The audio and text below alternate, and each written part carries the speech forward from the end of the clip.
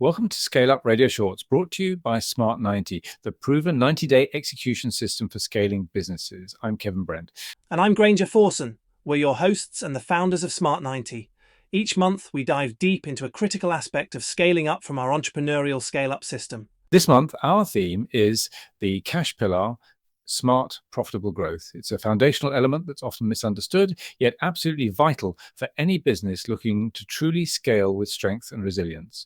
We're going to explore why focusing on smart, profitable growth is the key to long-term success, and how to avoid the common pitfalls of chasing growth at any cost. So, let's jump right in. Granger, it's so common for business owners to get caught up in the excitement of growth. Bigger teams, more customers, higher turnover. These are all traditional markers of success, and they're easy to celebrate. Absolutely, Kevin. But as we often say, there's a brutal truth behind that. Growth without profit is a trap. It's a formula for a business that's busy, noisy, and ultimately very fragile. If you're not managing growth smartly, with both eyes firmly on cash and profitability, you're not scaling a thriving business. You're actually scaling a liability. That's a powerful way to put it. It highlights a common mistake, confusing business for actual progress. Many businesses chase top-line revenue growth, but in doing so, they neglect the core fundamentals that keep a business strong. Exactly. We're talking about things like reliable cash flow, solid gross margins, consistent net profitability, and building a leadership team that can truly scale. Without these fundamentals, that growth is built on shaky ground. So what's the antidote to this grow at all cost mentality? It's what we call smart, profitable growth. That's right. Smart, profitable growth is a measured, disciplined approach that balances ambition with control. It's about understanding that growth isn't just about getting bigger. It's about growing in cycles, focusing on true value creation, building robust cash reserves, and operating within a clear financial framework that cuts through any illusions. It's about revealing what's truly going on in your business, moving forward with clarity and control rather than just chaos. And this disciplined approach ensures that every step forward is a strategic one and contributes to genuine, sustainable success. It's the playbook for founders and leaders who want to unlock the full potential of the business without gambling on their future.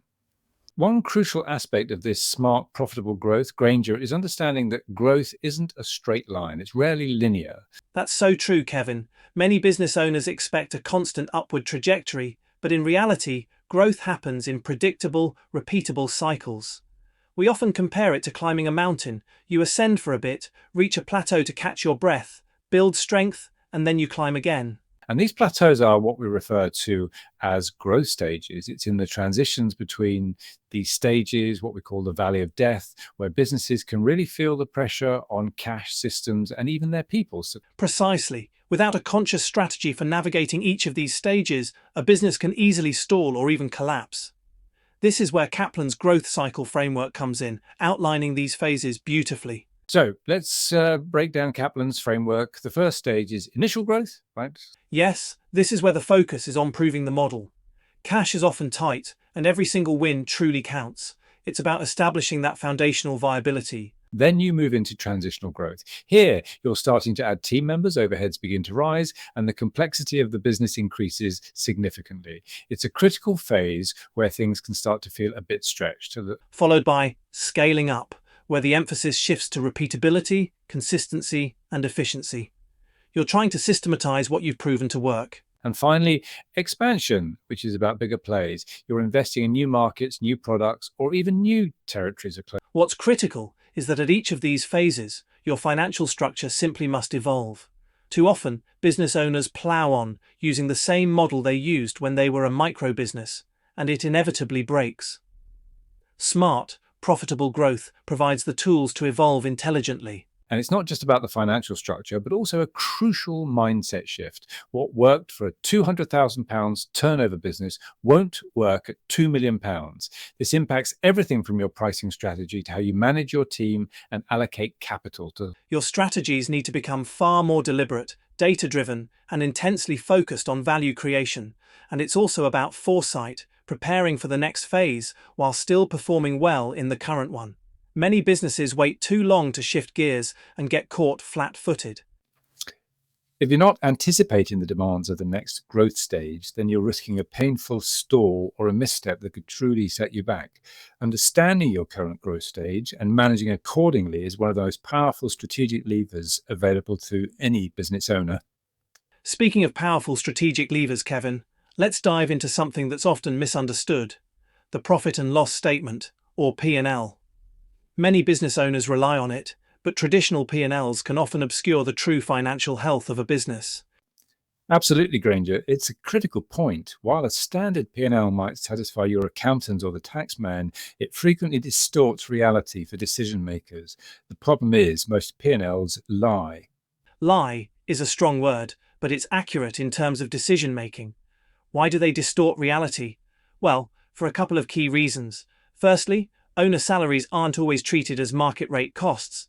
And secondly, gross margin can be incredibly misleading because it often combines both labor and non-labor costs. That combination leads to dangerously optimistic interpretations of profitability. This is why we advocate for a smart P&L. It's a clean, decision-making version of your P&L that truly reveals the profitability of your business. It's your real financial compass. So what are the core principles of this smart P&L? The first is to restate owner compensation at its full market rate. This gives you a realistic view of what the business would truly cost to run with an employee in that role. And then, separating out all non-labor variable costs to calculate what we call real revenue. This helps clarify the true contribution of your sales. And crucially, calculating profitability as a percentage of gross margin, not just turnover, especially if your gross margin is under 40%. This approach strips away the illusion and allows for sharp, effective decisions. It transforms your P&L from just a report into a financial dashboard that actually helps you lead. It really does. It helps you establish precisely where you are in your profit cycle. For instance, if your net profit is less than 5%, you're essentially on life support. 10% is doing okay, but 15% or more, that's when you're truly fit for scaling. And our golden rule, Granger, is clear. Don't scale until you're consistently operating at 15% net profit. Once you hit that, you scale smartly. You can expect a temporary dip to around 10% during the next growth push, but then you recover back to 15% before repeating the cycle. This disciplined approach builds immense resilience into your growth. This isn't just a tool, it's a mindset shift. It moves your attention from top-line vanity to bottom-line sanity, giving you real control. It also highlights which parts of your business model are healthy and which are draining profit unnecessarily. For example, you might discover that one service, product, or division is making 80% of your profits, while another is just soaking up overheads and barely breaking even. Or you might find that your gross margins are being eaten away by direct labor costs that were previously buried in overheads. And these insights are pure gold. And there's another key enhancement: splitting out owner-dependent overheads. These are costs that, while technically business expenses, directly benefit the owner in some personal ways, like personal vehicles, mobile phones, or travel that wouldn't exist in a professionally run or acquired version of the business. By doing this, you develop a clearer P&L structure. You start with the business operating profit, with that market rate owner salary already included, then list all owner-dependent overheads as a separate subtotal, and only then show the total pre-tax profit, which is the cash truly left over in the business. This gives you a much truer view of what the business costs to run, a transparent picture of owner value extraction, and a powerful view for valuation or succession planning. It helps you see which costs would fall away post-sale and make smarter reinvestment decisions. Are those perks creating enterprise value, or are they simply comfort? That's an excellent segue, Granger, because while we're talking about costs, let's discuss what is typically a business's largest cost: labor. Most businesses simply track total staff costs, but they often miss asking the crucial question: what return are we getting for every pound spent on our people? And this becomes much more pertinent as we scale beyond £1 million or so. Exactly. Labor efficiency is truly an overlooked growth lever. It's not just about how much you're spending, but how effectively that spend contributes to your bottom line. To understand this, you need to track specific labor efficiency ratios, which means splitting your costs strategically. Right. We break it down into direct labor, which is directly involved in delivering your product or service, sales labor, and management labor. And once you've got that clear segmentation, you can then measure your contribution margin, which is your gross margin minus direct labor. And from there, you can calculate key ratios like contribution margin to direct labor costs, contribution margin to sales labor costs, and contribution margin to management labor costs. These metrics are incredibly powerful. They really are. These metrics reveal where your business is truly productive, where you might be under or overstaffed, and crucially, when you're genuinely ready to add headcount. This moves headcount decisions from gut feel to strategic moves. And there's a reminder of the golden rule here. Hit 15% net profit before you even consider adding staff. You can expect a temporary dip to around 10% post-investment, but then you recover back to that 15%. It's a rinse and repeat cycle that ensures sustainable growth. While this level of analysis is really most useful for businesses probably over £1 million turnover or so, where labour costs are more complex, even smaller businesses can benefit from a simplified version, focusing on overall staff costs to gross margin. And this approach doesn't just manage costs, it builds a culture of performance, clarity, and contribution within your team. That's a great point about bringing clarity to labour costs, Kevin. And speaking of clarity, another critical area for sustainable growth is understanding how you acquire your customers profitably. This brings us to the relationship between lifetime gross value, or LTGV, and customer acquisition cost, CAC. Absolutely, Granger. If you want to build real value into your business, not just short-term profits, mastering this relationship is non-negotiable. Many businesses chase customer acquisition at any cost, but the LTGV to CAC discipline forces a much higher, more sustainable standard. The classic benchmark for LTGV to CAC is often cited as 3-to-1. However, that benchmark really only applies if your lead generation, sales, and fulfillment processes are fully automated.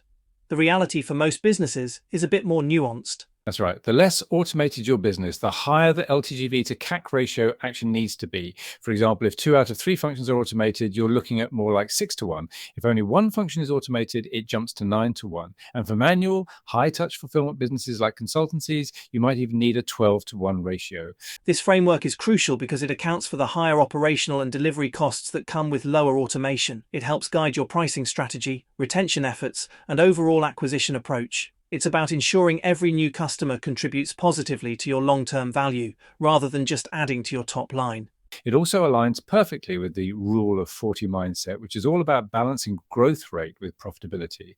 In the early stages of the business, we might expect lower profitability balance with higher growth. As things develop, the growth rate might slow, but we would then expect a corresponding increase in net profit. Ideally, if we add the percentage growth rate to the percentage net profit, we are looking for 40 or more. While it's particularly useful for recurring revenue businesses, you can and should apply it even if your revenue is transactional. The goal remains the same: acquire customers profitably and ensure your growth generates real enterprise value. That's an excellent summary, Granger. It really highlights how crucial it is to acquire customers smartly. But beyond acquisition metrics, it all comes back to managing your cash effectively. Absolutely, Kevin. Smart growth, by its very nature, is cash hungry. This means that effective cash management and a relentless focus on reducing waste are not just good practices, but absolute necessities for any business looking to scale successfully. We've touched on concepts like the cash conversion cycle and the 7 financial levers in other parts of our ScaleUp series. And those principles truly underpin everything we're discussing today. It's about recognizing that managing cash well, spotting waste, and nudging those key financial levers are all integral to your growth rhythm. Yes, and it's more than just a mechanical process. It's about a strategic shift in mindset. True scaling happens when you cultivate a culture that prioritizes marginal gains and makes decisions that consistently improve productivity and profitability. Exactly. It's not always about drastic cost cutting. Often it's about optimizing what you already do. Sometimes it even means having the discipline to say no to seemingly good opportunities so you can focus all your energy on the truly great ones that will drive real value. It's really powerful to hear how these concepts apply in practice. And we've been fortunate to feature some incredible business leaders on ScaleUp Radio who embody this approach. Absolutely. For instance, Ian Morgan from MBS Accountants spoke about the leaky bucket concept, highlighting how rapid growth can expose operational gaps. He stressed the importance of pausing to review what's been missed, rather than just chasing more sales. It's about being successful and profitable, not just bigger. That resonates strongly with our message today, and Alexis Sikorsky from Nightscale shared a cautionary tale from the global financial crisis. Despite high revenues, a lack of focus on true profitability and cash reserves left his business exposed. He now advocates for always including all costs, like owner's drawings, in the P&L and building a war chest of reserves. A critical lesson in protecting margins and ensuring genuine profitability.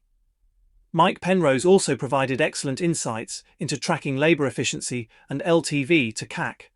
He talked about the stickiness in client relationships, keeping churn rates low, which directly impacts lifetime value.